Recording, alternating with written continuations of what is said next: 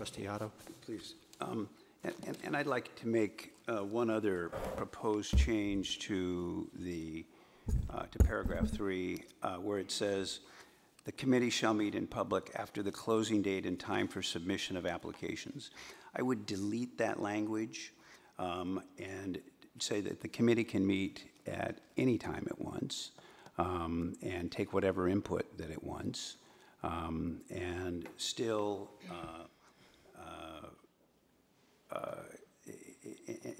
function, because there's information that can be gained without just looking at applications.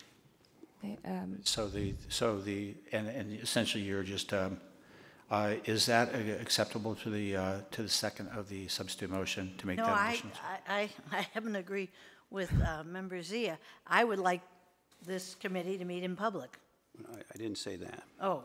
I didn't say we would eliminate this meeting has to meet in public per Brown Act, so Okay, then what are you deleting? So the sentence that begins with "the committee shall meet in public" would say the committee shall meet in public and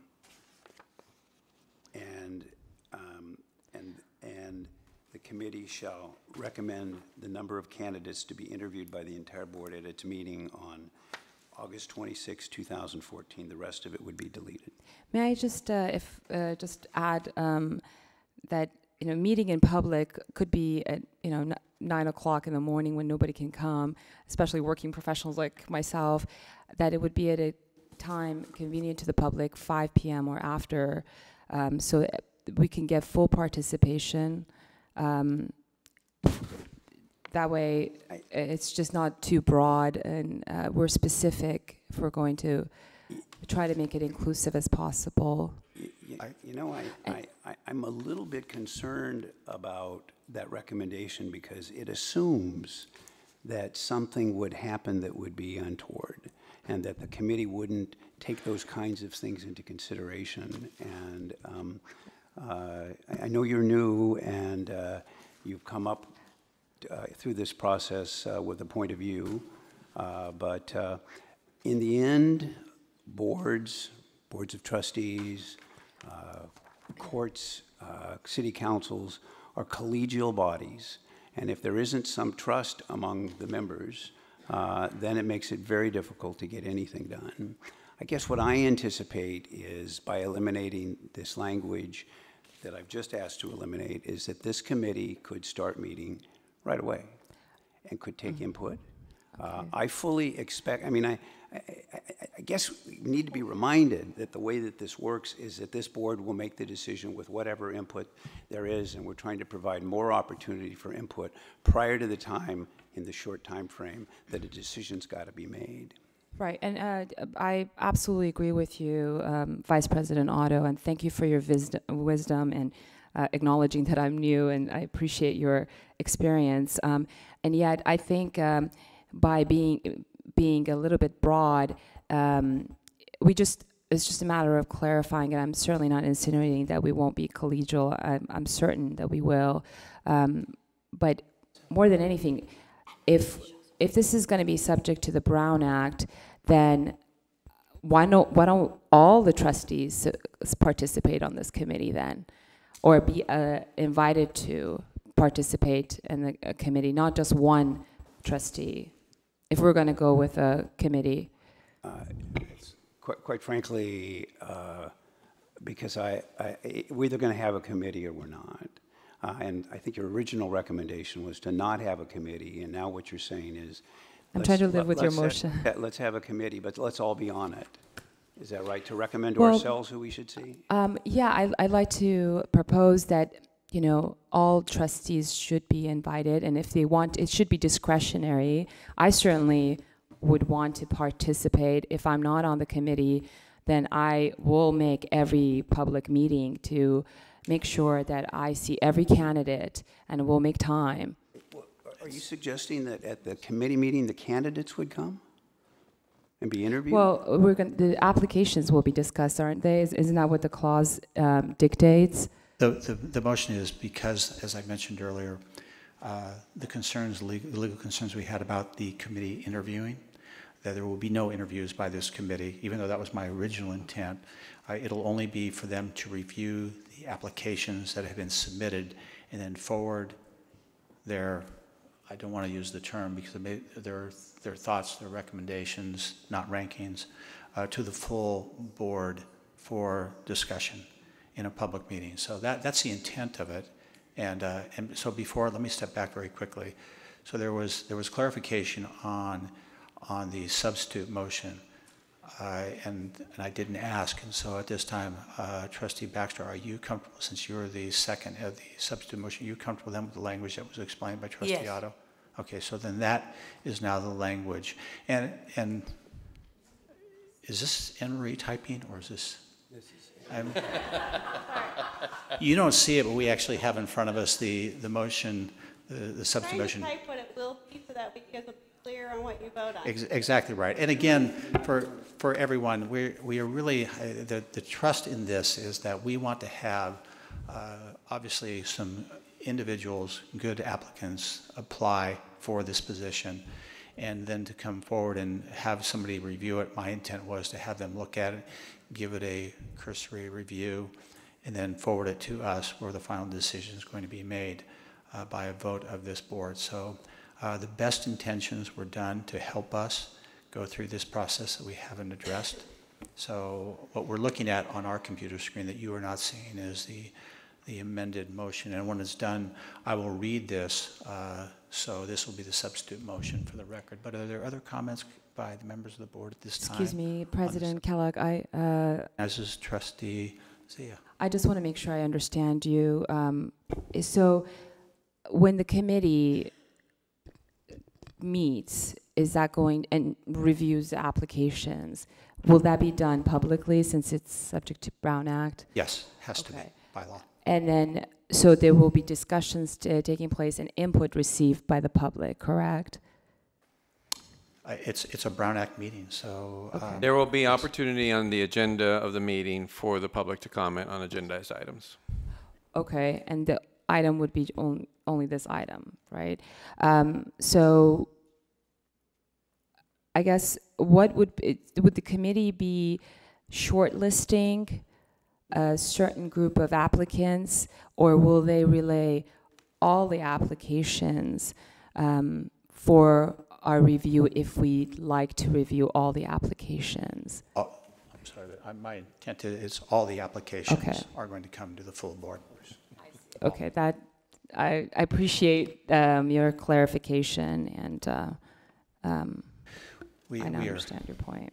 We obviously want to do the right thing and give everyone an opportunity, but as again, I felt this board, by having this committee, I hope the intent was to help the process and help us as we get the information. So if there's no other comments, questions, members of the board, I was going to read it.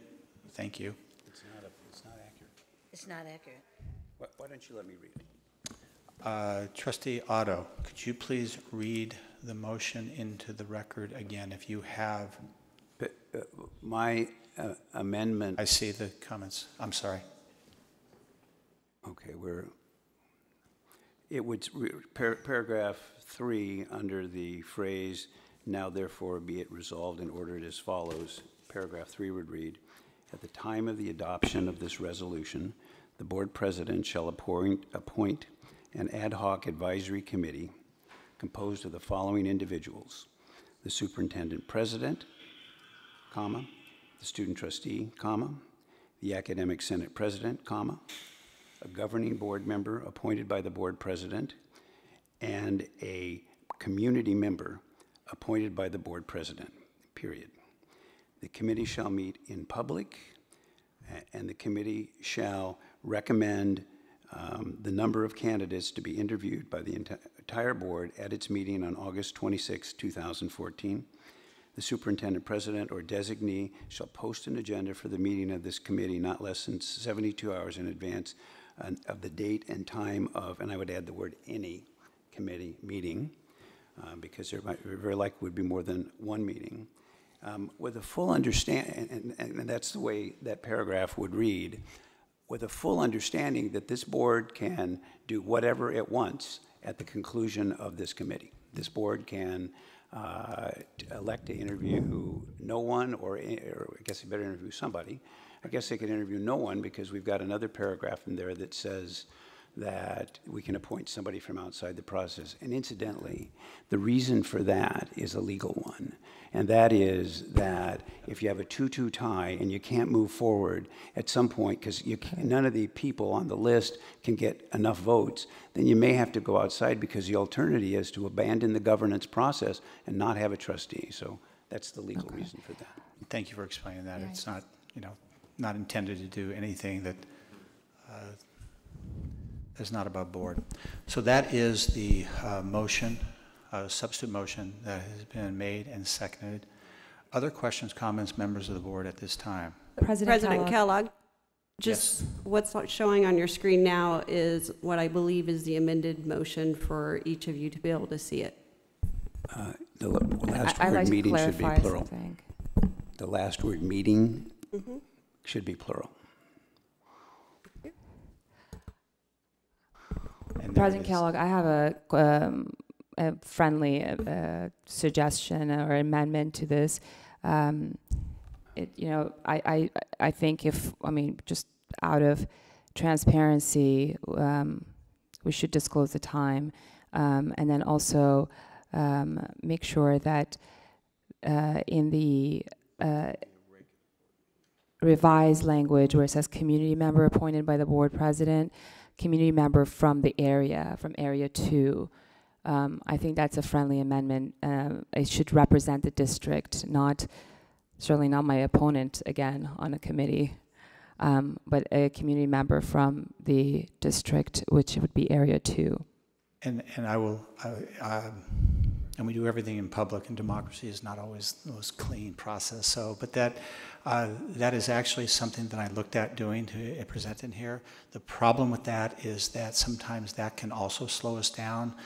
Talking to some people in the area, so if it just is a community member, it's going to allow this process to move forward. But I did look at that. I looked at many different ways of structuring this committee to present to all of you for review and comment. And I would just rather keep it in the way it is, where it's a community member and where we can move this forward. But it is a valid point, and one that I will look at as well. But at this time, I would just recommend that we keep this motion as it is. President Kellogg, how would the community member be selected and appointed? I will select the community member to be appointed to this. Okay, so would that be done disclosing to the public how many people you looked at and who you'd like to recommend, or is it just going to be picked and appointed, and in the next meeting to review applications, we'll just know then? I will make the appointment of the board member and of the committee member, and they will be then notified, and they will then meet as a committee. What will come back to us will be when we get all the recommendations, not another look at this committee. If I can just recommend someone, Jessica Quintana, who is the head of Central Chi. I think it's important to have a member of the Latina community represented, since the district has quite a bit of Latino members. It's just a suggestion, President Kellogg. Thank you. I hope you consider that. Thank you. A call for the question. All right, there's no other comments at this time. I'm going to call for the question. No other comments, members of the board. I will then, there's a motion and a second on the floor. Do I need to read this again, Madam Secretary, or are you comfortable with the language? I will read it then. I have the motion auto and the second by Baxter. Sorry, there's a substitute motion. With the revisions that are on the screen to which, paragraph 3. Just sorry about my grammatical things, but it says the committee shall meet in a public, and the committee shall. Why don't you just say the committee shall meet in public and shall recommend the number of candidates? Can you do that, Anne Marie? It's like your Department of Redundancy department. Keep committees. Wordsmithing. All right. So that is the substitute motion and second on the floor at this time. There's no other comments, members of the board. I'm so sorry, President Kellogg. Trustee Zia on this motion. Just for the sake of accuracy, I believe Call for the question. Councilmember Uranga submitted his resignation on July 14th, not 11. I would just change that in the resolution. And then we're citing our own board regulation 2024 on the 11th whereas, which is the third whereas in the second page. It conflicts with the with item number 3 in the resolve clause. President Superintendent Oakley, and I don't have the date in front of me on when Trustee Uranga. The letter, as it's shown here, says that on or about July 11th, Trustee Uranga submitted a resignation with a deferred effective date of July 15th. So the date is actually July 15th that we begin to count. The day that, that's the day his resignation becomes effective. And Lego did too. That coincided with the city, when he was sworn in to the member of the city council, was on the 15th. So, okay. All right, well, there is a motion, a second on the floor. No other discussion at this time. Madam Secretary, please call the roll on this item, please. President Kellogg, Aye.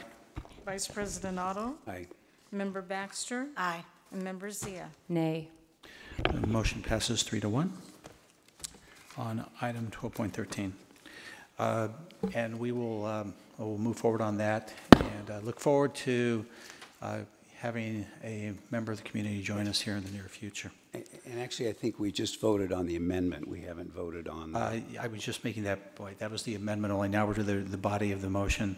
I do not need a motion because there was a motion a second on this. So is there some cleanup language that we need to do based on the date on,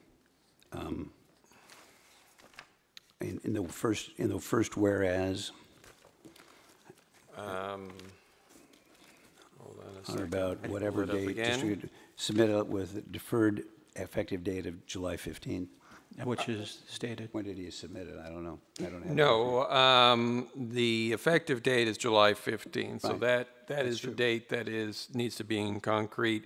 The question on or about July 11th is a question of whether that got to Trustee Kellogg or myself on July 11th, and it's on or about July 11th because I received a copy and so did Trustee Kellogg. Yeah, and this letter this is the one which July 14th is the date on this. But does it change the intent of this resolution? No. So my point is, I know some people are and if it had any effect on the actual intent of this resolution, but at this time, let's just move forward with the vote on the actual resolution that we have with the amendment that's been approved. So Madam Secretary, if you could please call roll on. It's not a motion yet. I'm sorry, there was a motion with you and Baxter. Do we need to make that again? Yeah, because I think we just voted on the substitute. We voted on the amendment, and now we need a motion on the amended, the resolution as a whole. I'd have to look at my Robert's rules on that one, but let's, for the sake of, can I entertain a motion and a second on the remaining part of the body? So moved. Motion by Trustee Otto, second by Trustee Baxter. Madam Secretary, please call the roll. President Kellogg, Aye. Vice President Otto, Aye. Member Baxter, Aye. Member Zia. Nay. Motion carries 3-1. Thank you very much. And my comments still hold. We look forward to having a full board here in the near future. Next item is Pacific Coast Campus. There is no item, no report. Correct. Thank you very much. College Advancement and Economic Development. No item, no report. Correct. Thank you. Reports and communications. Academic Senate President. Ms. Kane, welcome officially in your role as the President of the Academic Senate. No report? Thank you very much. Superintendent President, other comments at this time? Just a few quick comments. First of all, I also want to echo the thanks to Karen Roberts, President of the Part-Time Faculty Union, as well as their Chief Negotiator, Cindy Fry, for all of their hard work to work with the district to reach an agreement. Look forward to continuing our work with Karen and her faculty. I also want to recognize, and I know this has been a long night to get to this point, but As I notified the board recently, we recently hired a new Vice President of Academic Affairs. She will be joining us here at the next board meeting up here on the dais. She'll begin here at Long Beach City College, begin hopefully a long tenure at Long Beach City College beginning next week. So I want to congratulate and welcome Dr. Terry Long to the Long Beach City College family. She's here with her husband, Gary. Congratulations and welcome, Terry. Please stand up so we can see you.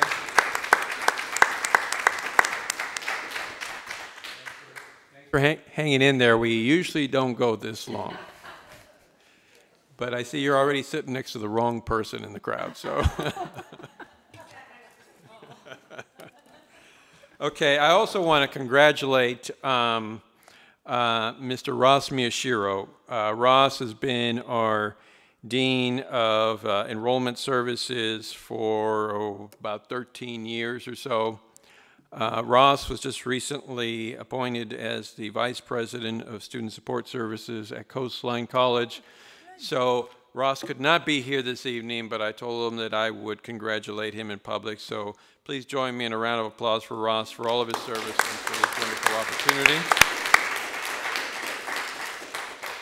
opportunity. Just very quickly, I had the honor of representing the college at the recent event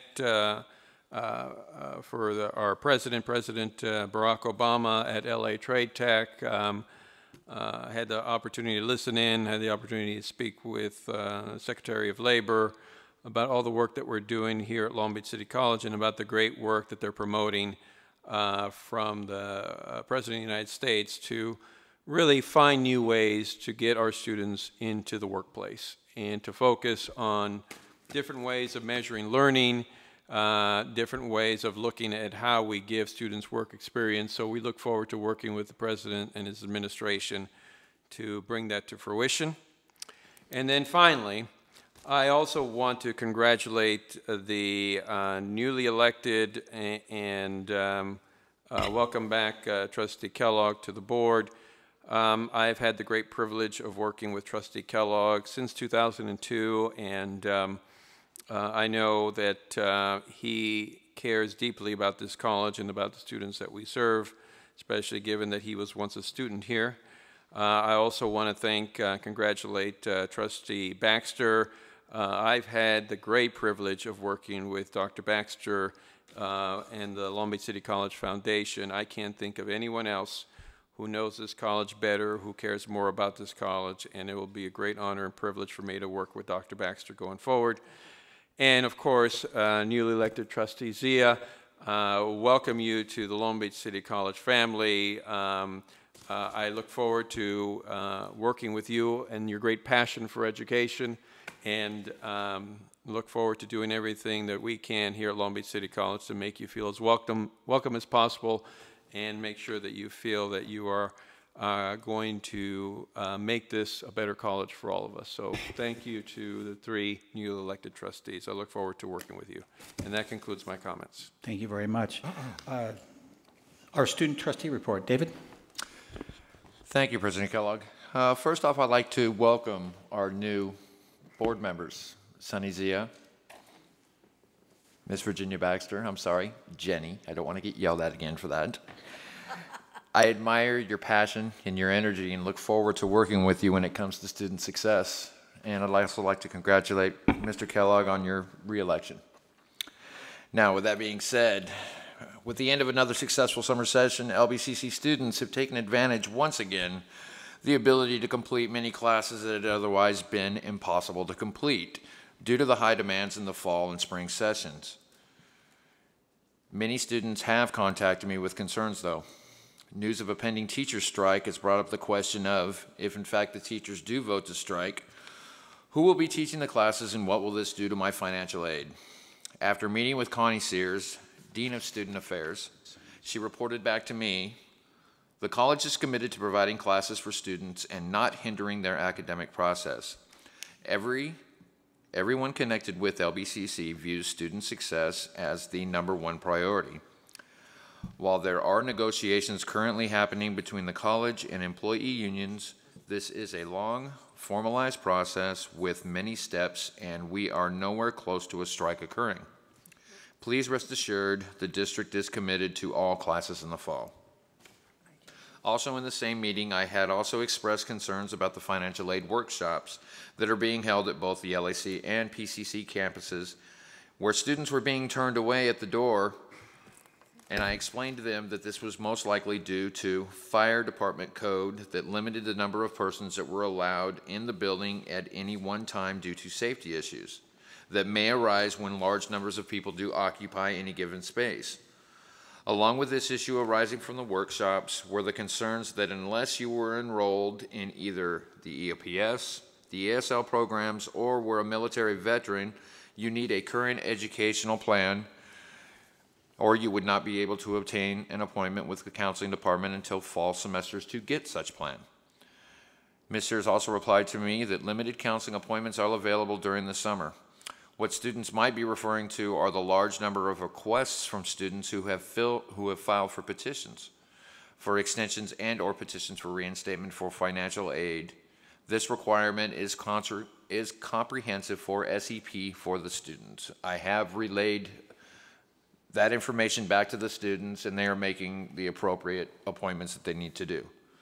Now, with that being said, I'd like to take a moment to inform the students that I do represent to a few newly offered certificate programs being offered in the metal fabrication, formerly known as the sheet metal program. Metal fab instructor Tim Shoemaker has been working diligently to bring back interest into the welding department after the program discontinuance, and has successfully been able to get the welding department certified as a LA County welding test lab. Students will have an opportunity to take classes in such welding processes as GMAW, gas metal arc welding, and SMAW, with silicone metal arc welding, in which classes are being offered in the fall and are being designed for the spring semesters as well. I do have flyers that give information on specific classes that are still open and are being offered during the upcoming fall semester, in which I myself will be attending. Now, before I forget, I would like to take a minute to talk about a program that is offered at LBCC that not everybody knows about unless you happen to have a little one at home during the summer vacation, and that is the Long Beach Summer Rec program. On several occasions, I went undercover, so to speak, to witness for myself just what the Summer Rec program was all about. As I walked through the kinesiology and the pool areas, I heard the joyful screeches of children engaged in games and activities, swimming and romping around as children will do. As I walked around, I heard parents talking, saying to one another how this was such a wonderful program being offered by our school, and that if this program was not here, they would have no idea what to do with their children during the summer break. I spoke with a few of them under the assumption that I was looking for something for my niece and nephew to do this summer, and they could not say enough about the program and the staff that made this possible. Student leaders such as Amelia Bolton and Ryan Langley are just a few that stepped up and made this wonderful program possible, along with the wonderful staff at the LBCC Athletics Department. Now, I felt this was important to report on to show the communities of Long Beach that LBCC students and staff really do care about the community they live in, and especially the school that is so dear to many of us. With all the negativity that has loomed over this fine institution in the past, due to this and that, I felt that it was important to put a positive image of Long Beach City College into the minds of this great city's residents and let them know that with adversity arises prosperity and opportunity. Thank you. Thank you, David. Board of Trustees, comments at this time? I have a comment. Trustee Zia. President Kellogg, thank you, everyone.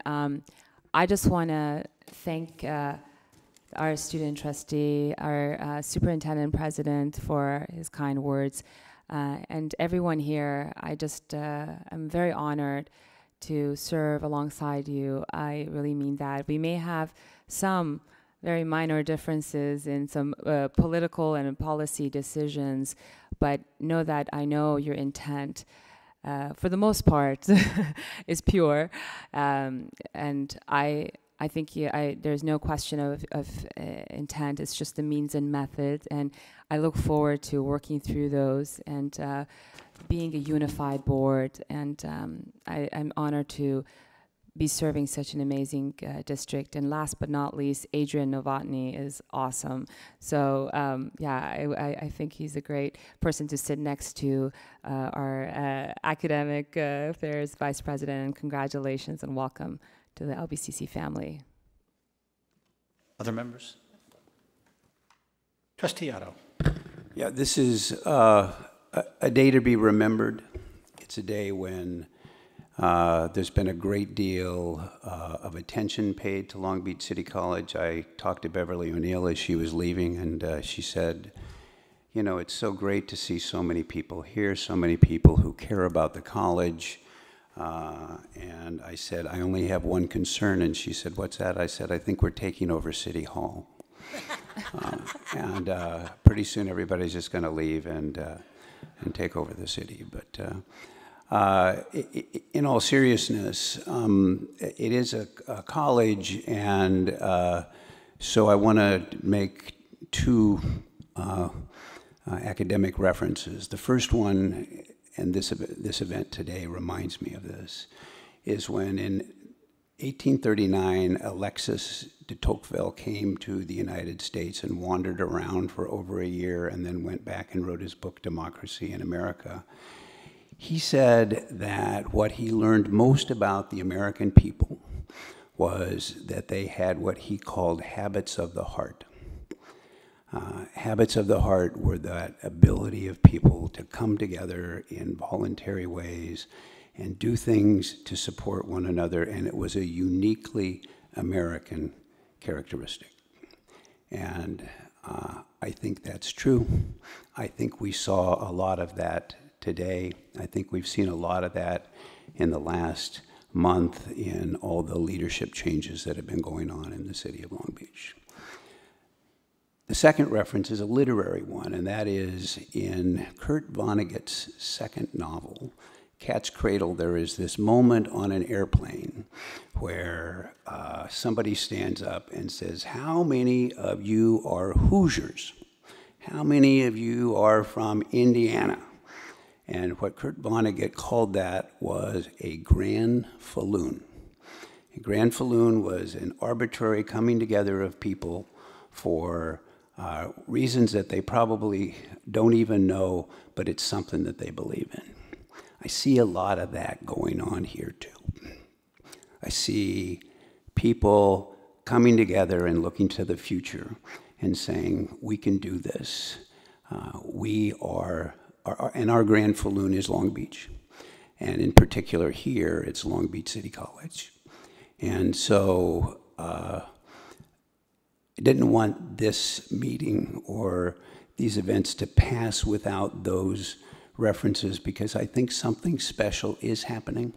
I think that there's a way forward, and we're just beginning to see what it is, and I, for one, am glad to be a part of it. That's all. Thank you. Other members of the board at this time? Comments?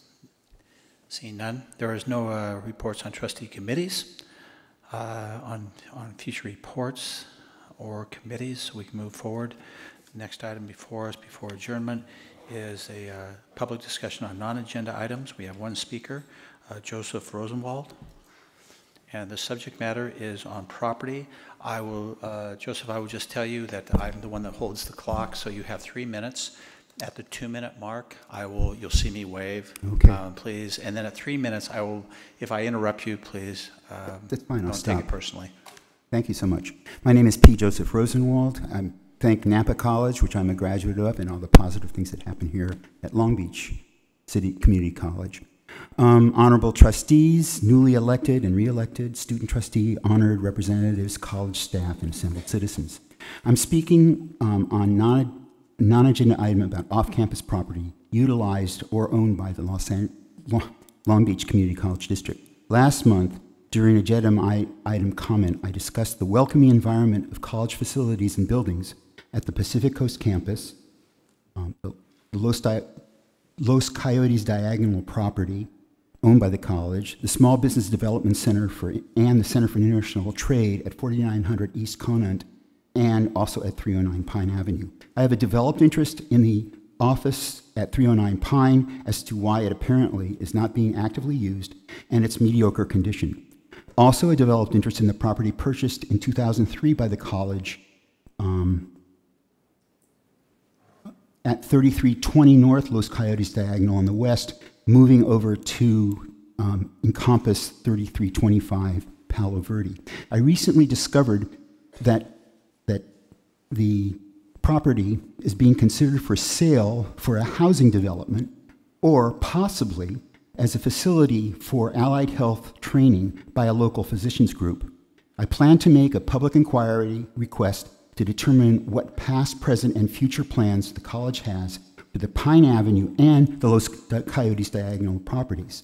I hope that creative uses for both properties may be considered, especially the Los Coyotes Diagonal property, which may incorporate mixed residential and business uses, consulting with groups such as Housing Long Beach, so that there might be a variety of different housing, possibly development of a college facility on the first floor, similar to things that they do in Toronto, Ontario, Canada. And I hope that the educational and business resources will be used for the highest and best use for the citizens of Greater Long Beach and the college community. Thank you. I think that this property really needs to be looked into, and it was very interesting to me to find out that there have been proposals made for the last 6 years to the college about developing this property. Thank you. Thank you. No other speakers at this time on non-agenda items. There is no need for a second closed session, so then I'll entertain a motion to adjourn the meeting to our next meeting of August 26, 2014. So moved. Motion is second. Without objection, so ordered. This meeting is adjourned. Thank you all very much, and good night.